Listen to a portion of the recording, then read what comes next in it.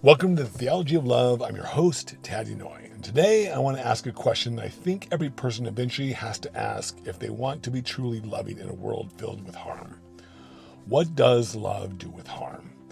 And I don't mean harm in some abstract philosophical sense. I mean when people lie or manipulate, when people take advantage of others, or when people abuse power, break trust, violate agreements, use guilt, use fear, or create stories that allow them to see another person as the enemy so they can justify doing harm to them.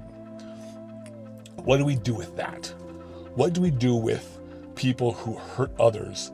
What do we do when someone hurts us?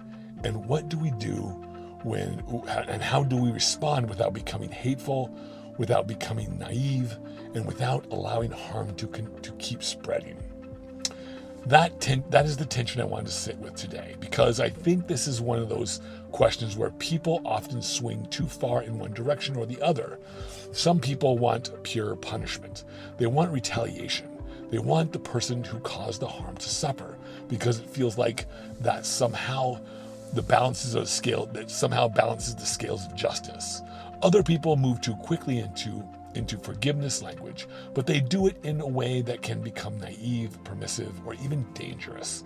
They say we should love, forgive, be kind, and move on, but sometimes that becomes a way of asking wounded people to stay available to more harm.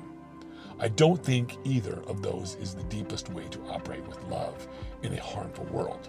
I don't think love means revenge, but I also don't think love is pretending harm doesn't matter.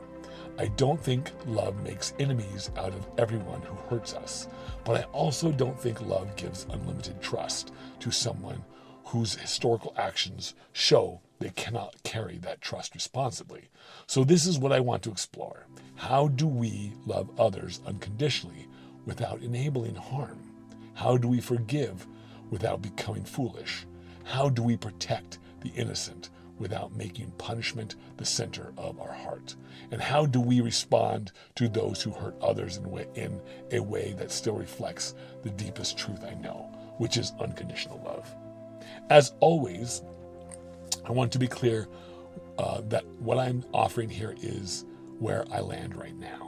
I'm not trying to force my framework on anyone. I'm not saying this is the only way to think about these things. And I'm trying to think out loud from the deepest place I can. And I'm trying to do it honestly. My whole theology of love is built on the idea that the deepest reality is unconditional love. Love is the ground of all being. It is the ultimate reality beneath existence. It is what we are made from, what we are held by, and what we are always being invited back into. But we live in this life through bodies. We live through form. We live through limitation, fear, desire, ego, memory, and the veil of forgetfulness of this loving energy we are made from. And because of that, we don't always know what we are doing. We don't always see clearly. We often create meanings and stories that are not ultimately true, and then we live out those stories as if they are reality itself.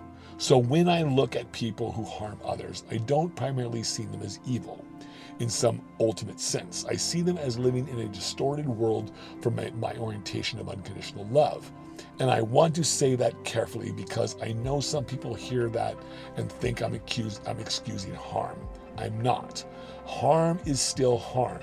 If someone lies for their own benefit, that's harm. If someone manipulates another person to get what they want, that's harm. If someone takes from another person while ignoring or minimizing the damage it causes, that's harm. If someone uses power, sexuality, money, violence, fear, or emotional pressure to dominate another person, well, that's harm too. I'm not softening that. I'm trying to understand it more deeply so that our response can come from love and wisdom instead of just reaction. When I say a person is distorted, I mean that they are living from a false or limited story about what life is, who they are, what they need, and how they are supposed to get those needs met. They may believe they need to control people in order to feel safe. They may believe they need money in order to feel secure. They may believe they need dominance in order to feel powerful. or they may believe they have been wronged so deeply that they are justified in harming someone else. But underneath all of that, I think they have not looked deeply enough at who they really are. They are trying to solve a spiritual problem with physical tools. They are trying to satisfy a longing of the soul with money, power, control, possession, or superiority. And I understand why people do that. If someone believes they are only this body and only this life, then it makes sense that they might cling desperately to the things of this life. But if we are more than this body, if we are something eternal, if we are aspects of the consciousness of unconditional love, then a life organized entirely around taking, controlling, or dominating is a deep misreading of what we are. This is why I think so much harm comes from immature stories. We develop many of our messages early in life, often before we've had the ability to understand what is really happening. We learn from parents, teachers, friends, churches, cultures, families, and environments that are also carrying distortion. So in many ways, it becomes the blind leading the blind. People hand down fear, scarcity, shame, control, superiority, victimhood, and self-protection, as if these things are wisdom. Then we grow up and we call those inherited messages facts. We call them truth. But I think what we often call facts are only shadows of the truth. They are partial. They are filtered. They are interpreted through perception. We never really see all of reality from inside this body. We see through a veil. We see through form. We see through the stories we have learned to tell. That is why there are so many different ideas about how life works. People have different ideas about truth, spirituality, morality, success, justice, love, family, money, and God, because people are perceiving reality through different filters. Form itself creates a kind of distortion. This physical life is beautiful and meaningful, but it is also limiting. It narrows perception. It makes separation look real. It makes fear feel reasonable. And it makes the temporary feel ultimate. And some people may never see past that in this life. Maybe they're not supposed to in a way that I might want them to. Maybe their life has its own themes, its own path, its own lessons, its own timing. I don't know the totality of another person's soul path. I cannot confirm that for anybody, but I do believe we are each here to experience, to learn, and to remember something of the truth of spirit, that we are all aspects of the consciousness of unconditional love, the God force, becoming conscious of itself uniquely in this three-dimensional world. That means when somebody harms others, I don't want to reduce them to a monster, but I also don't want to pretend their distortion is harmless. Distortion can create devastating harm. A person who is deeply disconnected from love can do terrible things. They can lie, steal, abuse, exploit, assault, and even kill. So love cannot merely be sentimental here. Love has to become wise. Love has to become structured. Love has to know when to speak, when to step back, when to protect, and when to separate. The first thing love does with harm to me is protect. But I want to put that in the right order. I must protect myself first, not because I matter more than anyone else, but because I cannot offer love clearly if I am collapsing into the same harm I am trying to heal. I have to put my own mask on first before I can help anyone else with theirs. That is not selfishness. That is wisdom. If I lose my center, if I become reactive, if I become swallowed in by anger, fear, resentment, or panic, then I am no longer responding from love. I am just adding my distortion to the distortion already present. Once I am grounded enough to act clearly, then I can protect the vulnerable. I can help limit the harm being done to others. And then, where I can interrupt the harmful pattern itself. This is important because love does not allow harm to continue unchecked and then call that compassion. That's not compassion. That's often avoidance. Sometimes it's fear, sometimes it's sentimentality, sometimes it's just not wanting to deal with the discomfort of confronting what's happening. For me, the order matters. I protect myself first, then I protect the vulnerable, then I try to interrupt the harmful pattern. And only after that does the deeper conversation about learning, accountability, repentance, forgiveness, and restoration begin. Because if harm is actively happening, the first question is not how to spiritually explain the harm. The first question is how to limit it so that everyone can breathe and see more clearly. This is true personally and is also true socially. If someone is actively harming people, we have to limit that person's opportunity to continue harming. If someone is abusing, violating, exploiting, manipulating, stealing, or attacking, then love does not simply ask the harmed person to understand them better. Love first creates safety. We can still see the person causing harm as spiritually worthy. We can still believe they are distorted rather than evil in some ultimate metaphysical sense. But seeing their worth does not mean giving them continued opportunity to wound others. This is one of the biggest misunderstandings people have about love. They often think love means openness, and they, in many ways, think love means closeness. They think love means giving someone access to your life, your money, your body, your heart, your time, or your trust without guardrails. But love is not forced interaction. Love is an orientation of the heart. I can love and not interact with someone. I can love and not align with you.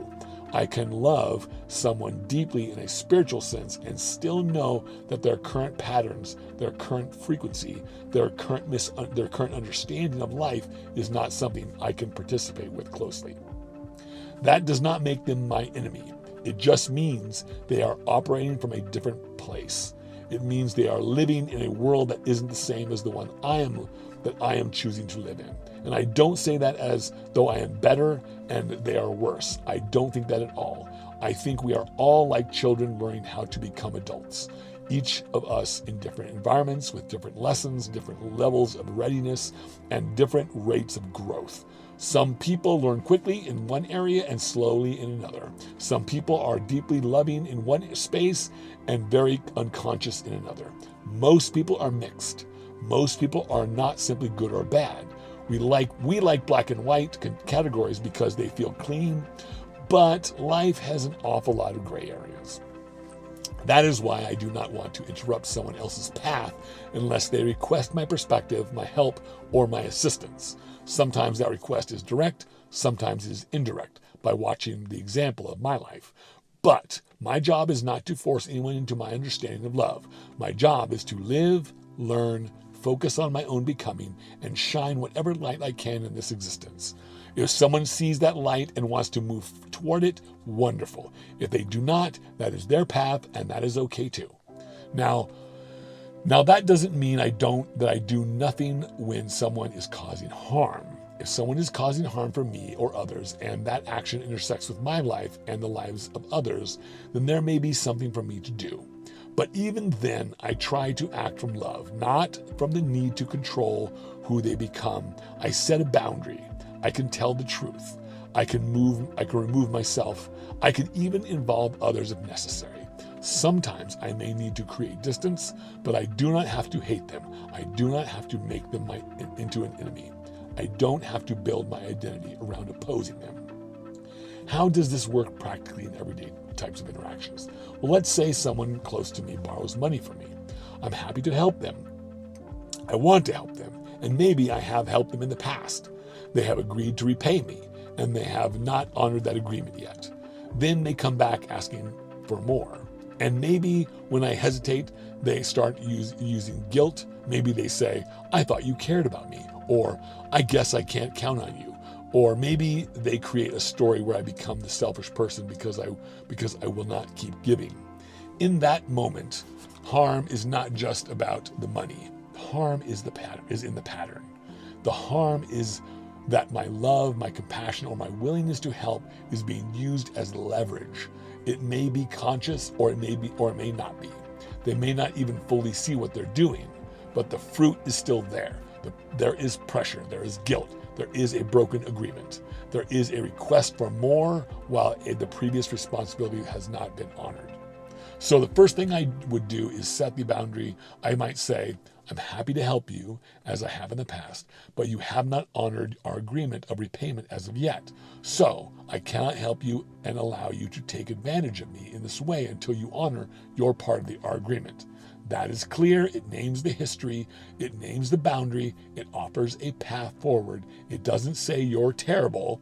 It doesn't shame them. It doesn't make them my enemy. It says, I cannot continue this pattern until you honor what we have already agreed to. And if they say, I thought you loved me, I can then answer, I do love you. That is why I can't continue to encourage this behavior of you hurting me and our relationship. This is a very important idea. Love doesn't require me to keep encouraging the very behavior that is damaging both of us. If they don't know they're harming me, then I want them to look inward at what is happening and why they may be doing harm without seeing it. But if they do know, then I cannot participate in it. If they know they are going to harm me, I won't participate in my own harm, and I won't encourage them to live in ignorance of theirs. That part matters to me because it keeps love from becoming enabling. If I keep giving money to someone who repeatedly breaks agreements, I may think I'm helping, but I might actually be helping them stay unconscious. I might be teaching them that my boundary is not real. I might be teaching them that emotional pressure works. I might be teaching them that they can avoid responsibility and still receive the benefit of my kindness. That isn't love in the deep sense I mean. That's participating in distortion. So I bring the conversation back to their historical action. I can say, here is what is happening. You borrowed money, you agreed to repay it, you haven't repaid it, now you're asking for more. Do you see the pattern too? That question gives them an opportunity to see. It doesn't attack their character. It asks whether they can look honestly at the fruit of their own actions. If they see it, and then maybe learning can begin. If they don't see it and refuse to look, then I have to be clear. I can't interact in this way any further. I'm happy to help when our agreements are honored, but I refuse to harm myself by participating in a pattern where my help is used and my agreements are ignored. They have full control. If they honor the agreement, the possibility of future help can open. If they don't, then the boundary remains. That is why I say forgiveness.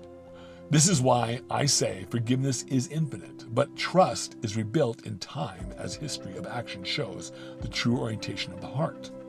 We can forgive past transgressions, but it doesn't mean we open ourselves to harm. A lack of trust in someone's abilities doesn't mean we don't love them or that we don't forgive them. It just means we are being realistic about the capabilities they have shown us. These situations remind me of an old story about a frog and a snake trying to cross a river. The snake says to the frog, if you let me ride on your back and cross the river with you, I promise I will not bite you. The frog says, do you promise? If you promise, I will let you ride on my back. The snake says, yes, I promise. So the frog lets the snake climb onto his back, and the frog jumps into the river and starts swimming across. Just before they reach the other side, the snake bites him. And the frog says, I thought you said you wouldn't bite me. And the snake says, well, you knew I was a snake when you let me on your back. Now, I don't tell that story to say people can't change. I believe deeply that people can change. I believe in repentance. I believe in transformation. And I believe people can reorient their hearts. But I also think wisdom requires us to pay attention to what someone has actually shown us. If someone has repeatedly shown me that they can't carry a certain responsibility without harming me or others, then love doesn't require me to hand them that responsibility again in the same way. Forgiveness can be infinite, but trust must grow back through historical action, proving the reorientation of their heart. People often say, but people can change, and I agree.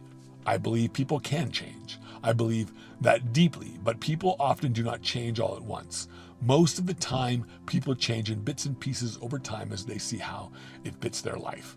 We like to believe in clean categories. We want right and wrong, good and bad, safe and unsafe, but people are often a mixture. They sometimes hold to their word, sometimes they do not. They sometimes intend to be honest, and then when pressure comes, they react from fear. What sometimes they sincerely want to be different, but old grooves of their mind pull them back into familiar patterns. This is why intention is not enough for me. I think many people intend to be persons of what they say, but in reality, they are persons of what they feel and react to.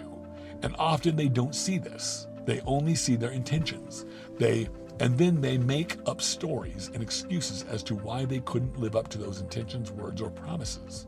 That doesn't make them evil. It may simply mean they are acting unconsciously. But unconsciousness still has consequences. If your unconscious patterns hurts me, I can have compassion for where it came from while still refusing to stand underneath it. So yes, people should be given the opportunity to change. They should be given the grace to make mistakes and the latitude to learn from them. But that doesn't mean I have to take the brunt of the mistakes of their learning. Those consequences are for them to absorb, not me. I have my own learning to mistakes to learn and absorb. I can give you grace to learn without volunteering myself as the place where you keep practicing harm. This applies to manipulation too. Sometimes people manipulate because they are trying to get something they don't know how to ask for honestly. Sometimes they are trying to avoid shame. Sometimes they are trying to feel safe. Sometimes they are trying to get control of a situation because they don't trust love, honesty, or direct communication to be enough. But harm is still harm, no matter the excuses we use. If someone lies for their own benefit, that is harm. If someone creates a story so that I can become the enemy and then uses that story to justify taking from me, that is harm. If someone uses guilt or pressure to get me to ignore my own better judgment, that is harm. However, it is always my responsibility to discern these things and act in my own best interest. But I don't think the best first move is always to accuse. If I say you are manipulating me, that may be true, but it may also create more aggression, more defensiveness, and more denial. So if it is safe, I would rather probe with questions. I might ask, what do you feel you need from me right now? Or why do you feel you need this from me if it conflicts with my own better judgment or well-being? I might ask, I don't think you intend to harm me, do you? Or how can I help you without harming myself and putting my own goals or well-being at stake? Sometimes I might ask something even more direct, but not accusatory. What emotional response are you trying to elicit from me? That question brings the tool they are maybe using into the light. Are they trying to make me feel guilty, afraid, ashamed, responsible, obligated? If so, why? What are they trying to get from me? That question can cut through the smoke screen because manipulation often hides inside details. It hides inside a long story. It hides inside urgency, blame, guilt, accusation, or even emotional pressure. But the deeper question is simple. What are you trying to get from me, and why do you feel you need to get it in this way? I think we all need to see the tools we are trying to use to get what we want. That includes me too. I am not standing outside this conversation like I have never manipulated or pressured or tried to shape a situation in my favor.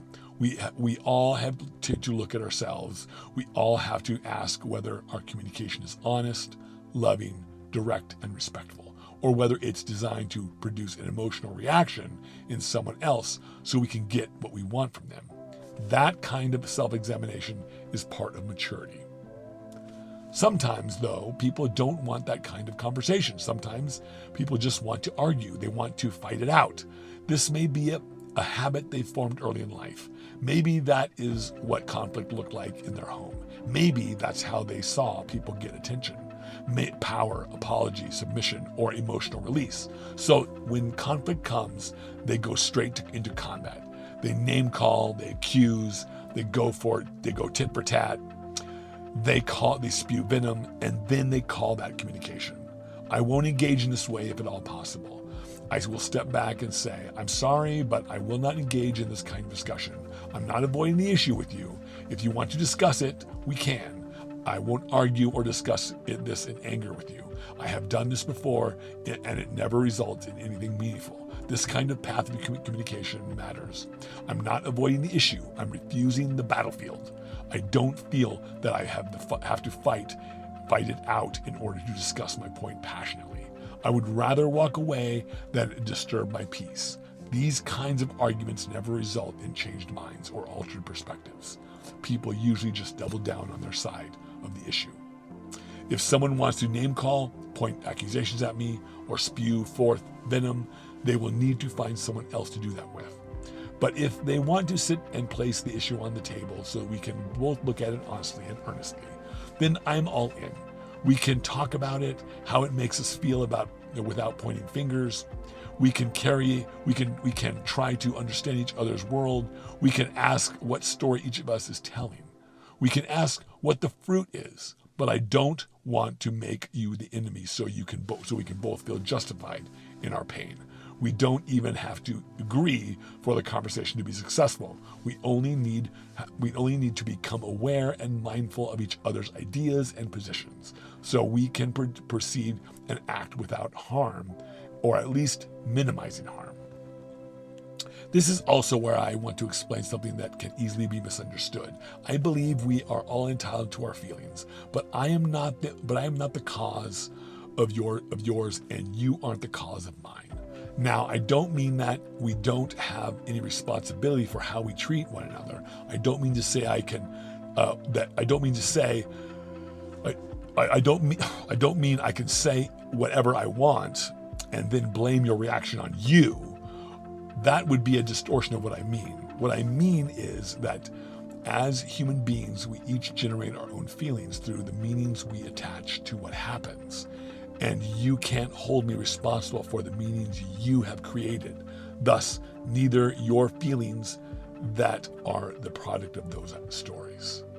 Someone can say something that triggers a message in me, and that message may produce anger, fear, shame, love, or connection, but the person did not manufacture the feeling inside me. The feeling came from the story that arose within me. In the same way, two people can sit right next to each other at a movie theater and watch the same exact movie, and one person walks out saying, "That was one of the best movies I've ever seen," while the other walks out saying, "That was terrible." Who is correct? Well, in a sense, I'm saying both are. Each is reporting based on the meaning created inside their own world. They live in that world, so thus they live by the consequences of that world they create, by the meanings they hold to. Thus, their opinions of what is true and not true may be different than my world with all my own unique definitions and stories. That is the gray area of life. We like the black and white definitions of truth. We want right and wrong. We want obvious interpretation, but we are meaning-making beings. We create meaning from a myriad of things: words, tone, silence, facial expressions, delays, success, failure, affliction, distance, money, conflict, and pain. Conflict often begins when people stop seeing their story as their story and start demanding that their story become everyone else's truth.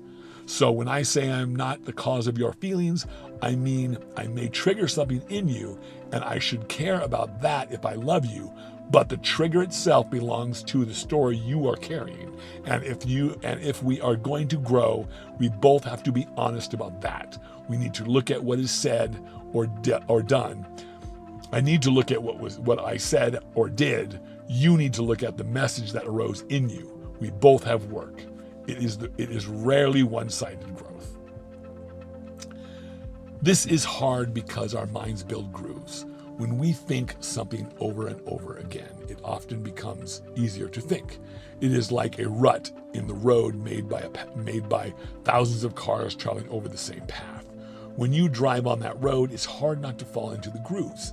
The grooves almost guide the tires. Our brains work something like this too. The thoughts we think most often become easier to think. The stories we tell most often become easier to believe. So changing thought patterns can be tough, especially as we get older and those grooves become deeper. Not impossible, but harder to change. That's why what we feed our minds matters. Writing helps build new neural connections, often in the form of journaling. Speaking helps through repetition. Conscious thoughts helps thinking new thoughts we intend. What we read and consume influences too. What we watch, what we absorb in our lives, who we hang around, and what environments we enter all play a role in forming and continuing our habits of thought. Our thoughts don't come from nowhere. They come from our influences and the lives we live, directly and indirectly, whether we intend them or not. So we must be responsible for them. The key is to become more intentional and more precise about what goes into our environments, into our minds, and out of our mouths and our bodies. Now, none of this excuses harm. I want to keep saying that because this is such an easy topic to distort. Understanding why someone harms does not mean we allow the harm. Understanding the stories behind someone's behavior doesn't mean we absorb the consequences of those stories forever.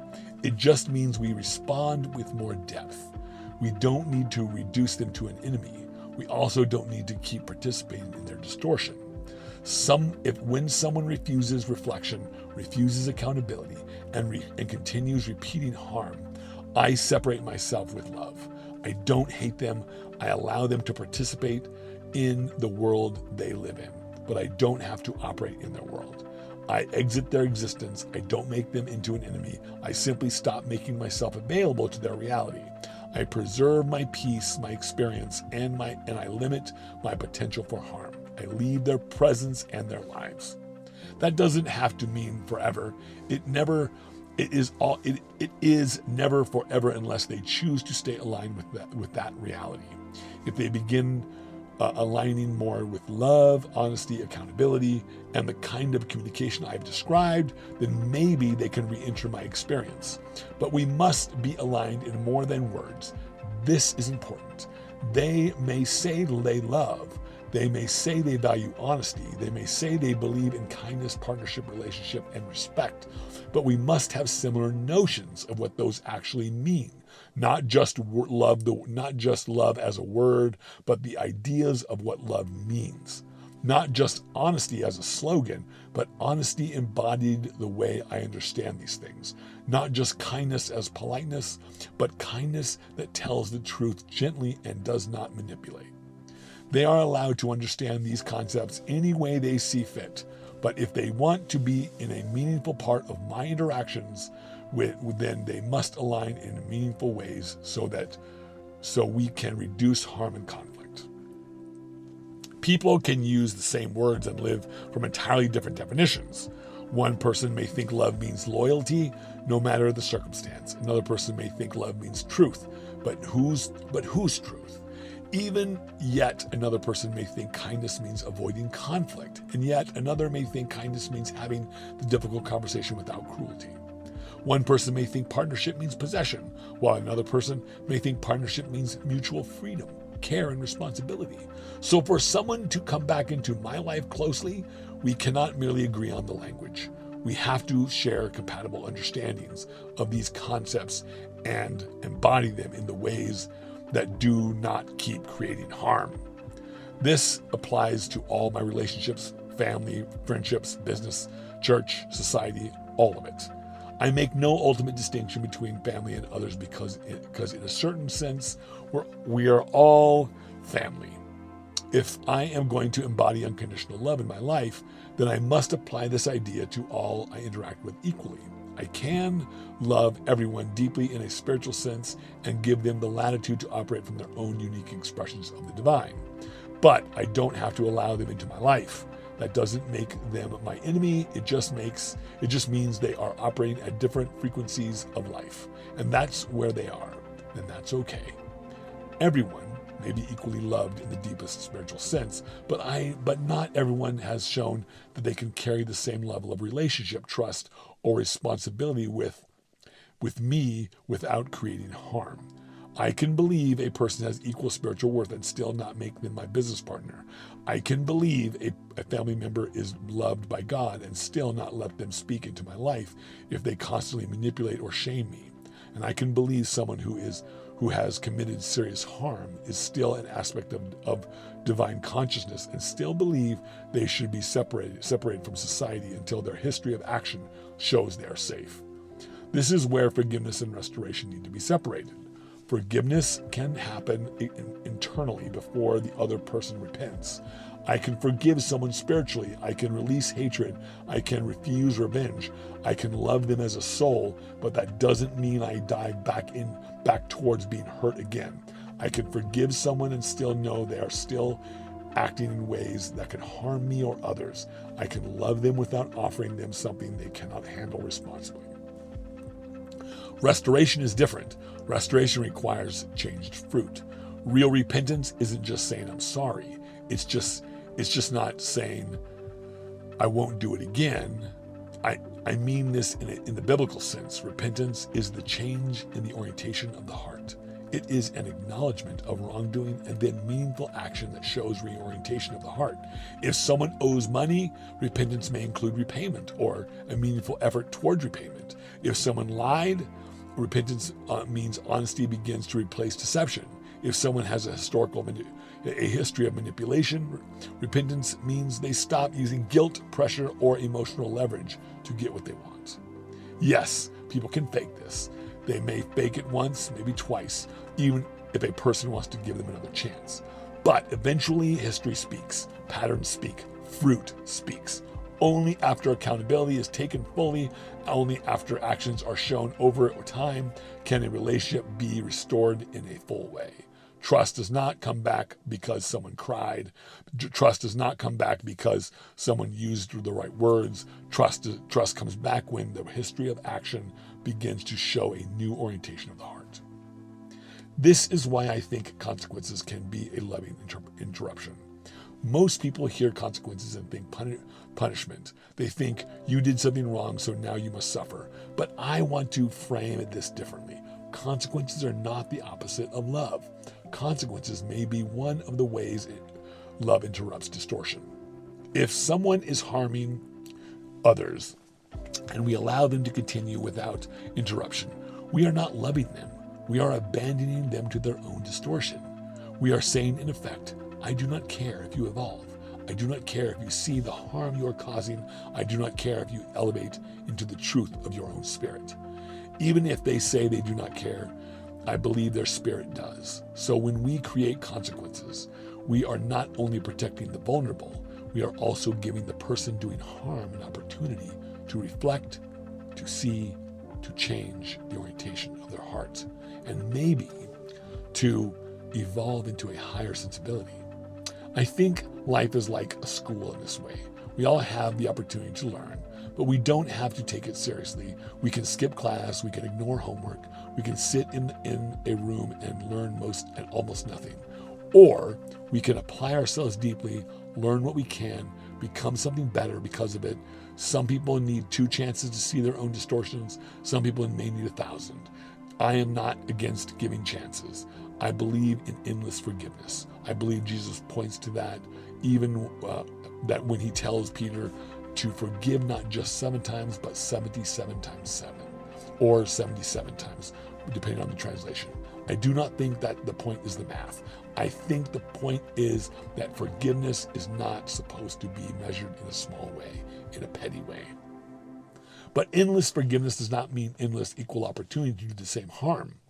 The opportunity has to be structured based on the history of the person's actions. A person can always be offered a chance to learn, but the level of responsibility, of closeness, of freedom, or trust they are given should match what they have shown they can carry. That is not naivety. That is a loving way to say, you are important enough to always have the opportunity to learn and grow, but I will not ignore that what your pattern has shown me. This becomes even more important when we talk about severe harm. I think we have to mention this directly because this is where many people really want answers. What do we do with abuse? What do we do with rape? What do we do with murder? What do we do with predatory exploitation? These are not small disagreements. These are not just personality conflicts. These are profound expressions of distortion that create deep harm in other people's lives. In cases like this, love must become very wise. It cannot be sentimental. It can't pretend danger is not danger. If someone is abusing, violating, exploiting, or destroying others, then love must first create safety. Sometimes that means distance. Sometimes that means legal consequences. Sometimes that means removing opportunity to harm for a very long time, or even permanently. And yet, even then, I don't think our response has to become revenge. We can protect the vulnerable without becoming hateful. We can separate someone from society without desiring their suffering. As a society, we have agreed to try to do as little harm as possible to one another. That is a part of the social contract we all make by being a part of society. So if someone continues doing harm, they are not agreeing with society's norms or social contracts, and we must eventually remove them from society, sometimes temporarily and in extreme cases permanently, if they do not want to conform to society's rules. I do not believe in the death penalty, but I do believe in incarceration if it protects others and creates the possibility of rehabilitation. And there are cases where some individuals show through historical actions that they cannot be trusted with access to society in the same way others can. No matter how long they are incarcerated or what rehabilitation is offered, some may continue to insist on harm. In those cases, separation may have to remain. It is fair that we as a society have to... Is it fair as a society that we have to pay for this? Yes, we should.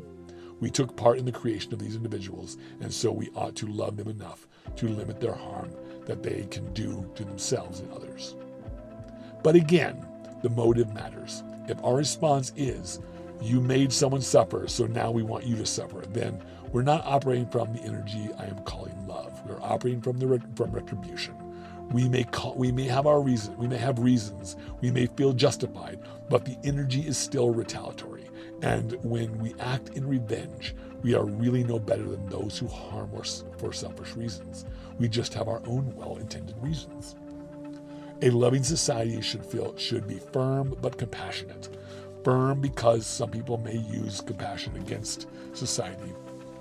They may try to take advantage of society's desire to give opportunities and second chances. But compassion because even the person who has done serious harm is still a human being, still an aspect of God, still an aspect of the divine consciousness, still spiritually worthy, even if their actions have been deeply destructive.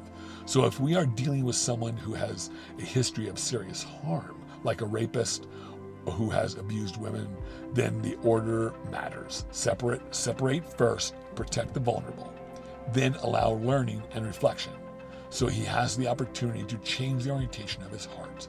Then, slowly and carefully through historical action, we must show that he can be responsible, or he must show that he can be responsible, and if he reoffends, longer and longer separation from opportunity to do harm is necessary. The more severe and repeated the harm, the more serious the separation must become. Not because we hate the person, but because their pattern shows us the level of responsibility that they can carry. And I want to say this clearly. The burden should never be placed on the vulnerable to prove they are safe around the one who harmed. The burden belongs to the one who caused harm to demonstrate through time, humility, accountability, and changed fruit that they are no longer operating from the same distortion. And even if deep rehabilitation happens, full restoration of freedom or access may not always be wise. Some actions have consequences that remain. That does not mean forgiveness has failed. It means wisdom is still operating. This is also why Jesus is so central to me, because when I look at Jesus, I see someone who goes directly to the people society had written off.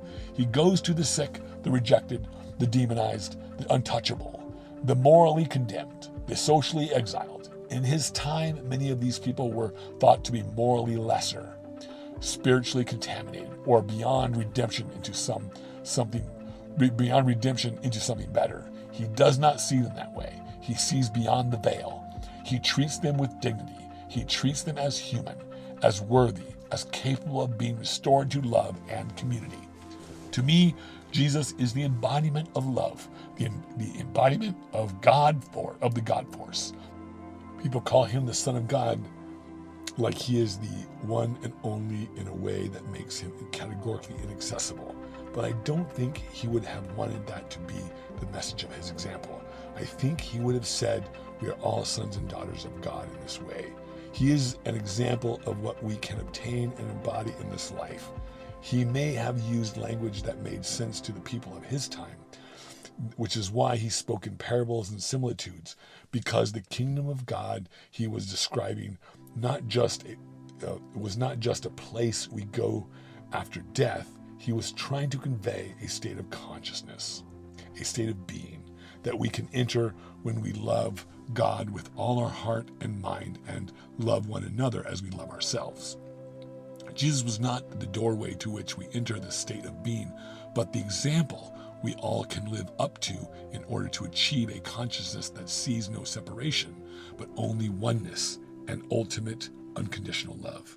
That is how I understand Christ consciousness, not as a slogan, but as a way of being, become like Jesus, not because he is a distant doorway that no one else can ever resemble, but because we can all become doorways to God.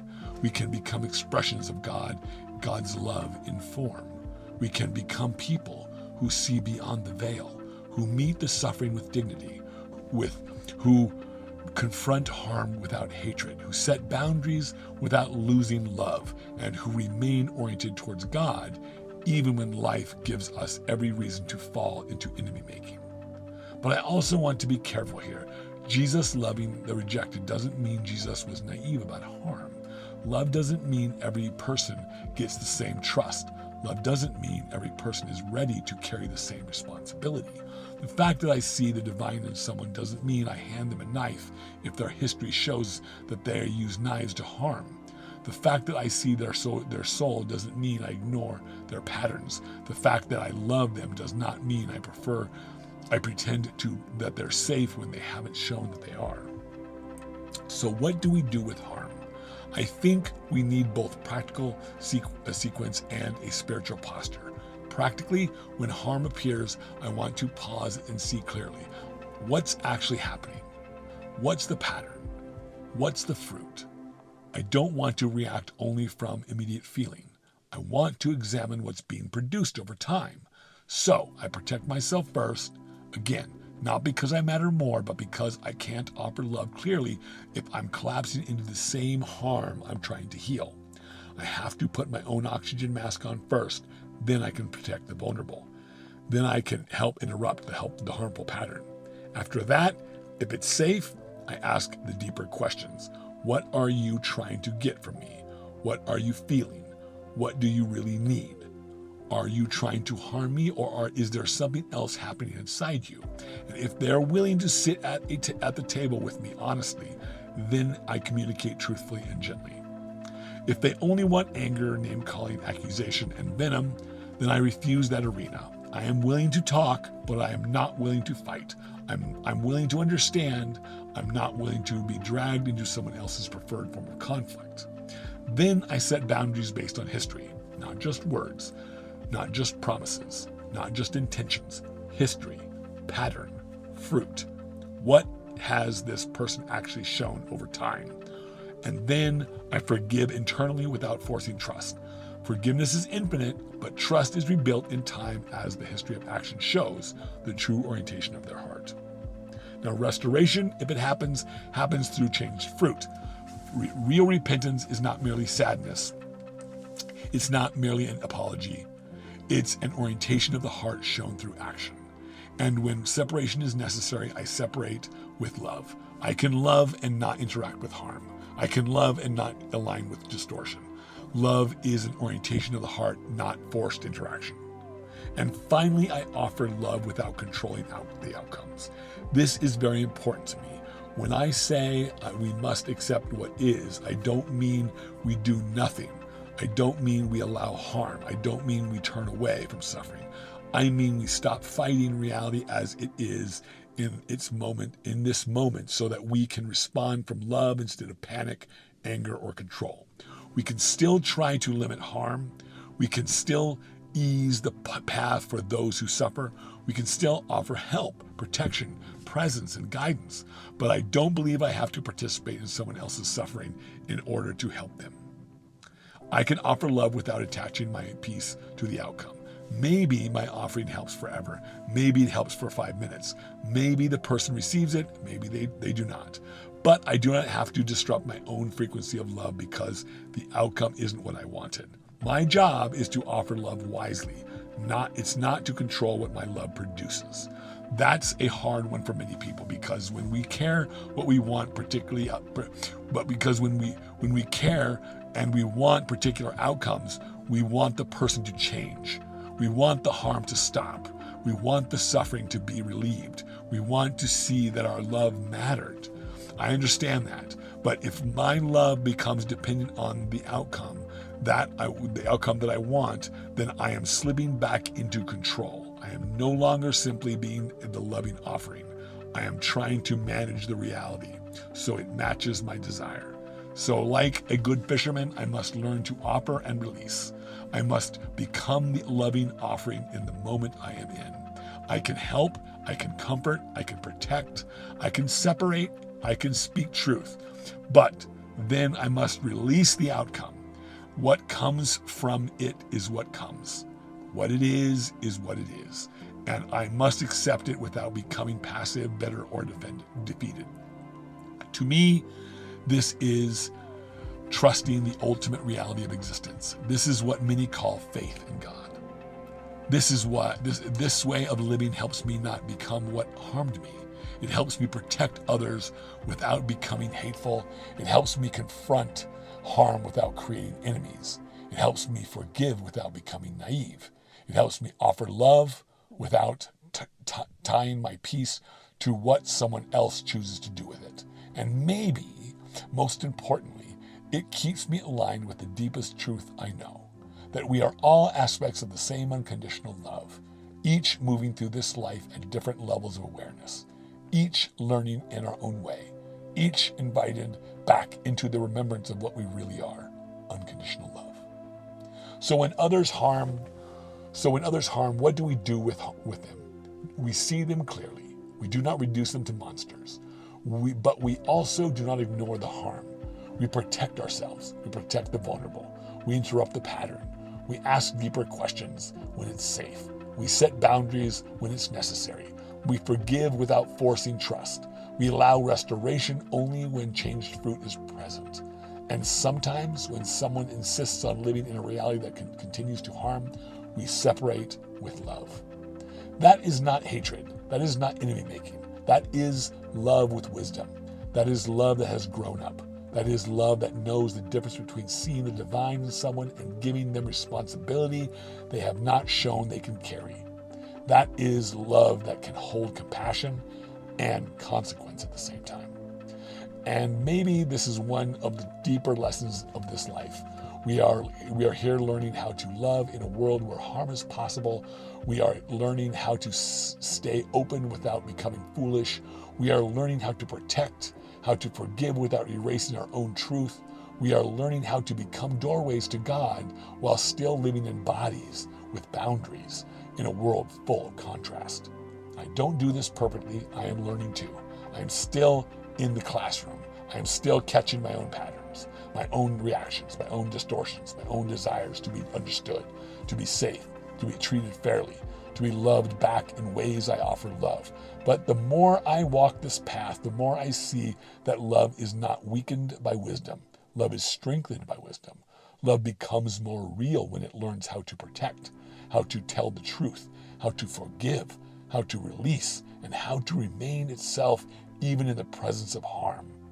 That is what I want to become, not a person who never feels hurt, not a person who never has to set boundaries, and not a person who pretends everyone is safe. I want to become someone who sees clearly and still loves, someone who refuses to harm without becoming hateful, someone who can separate without contempt, someone who can forgive without losing discernment, and someone who can live as an offering of love without needing to control what that love produces. And if you have been harmed, I want to say this gently. You don't have to rush your process. You don't have to spiritualize your pain away too quickly. You don't have to trust someone right away just because they apologized. You don't have to stay available to someone who keeps injuring you either. You can love and step away. You can forgive and still set boundaries. You can wish someone healing and still refuse to let them back into your life in the same way. And if you are the one who has caused harm, I want to say this too. You aren't beyond love. You aren't beyond transformation. But love will ask something of you. It will ask you to see what may be hidden from you.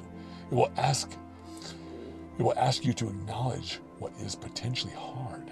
It will ask you to stop hiding behind excuses, intentions, and stories that may be so familiar to you that they may seem unbreakable. It will ask you to change the orientation of your heart and then show that change through action over time. Not because you are hated, not because you are, but because you are loved enough to be invited into something truer, something deeper, something more authentic to who you are. That is where I want to leave this. What does love do with harm?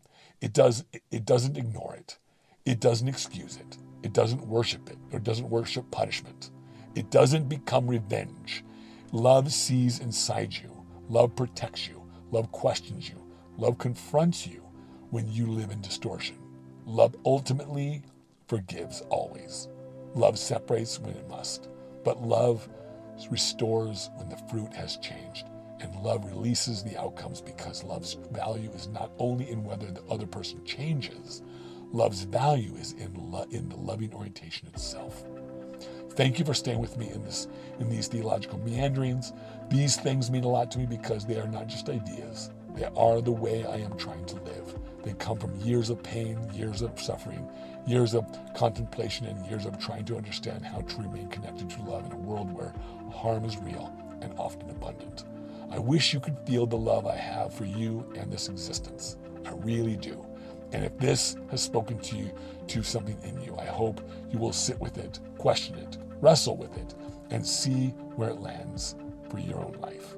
As always, I love you deeply, not because of anything you've done, not because you've earned it, but because that is who we all really are.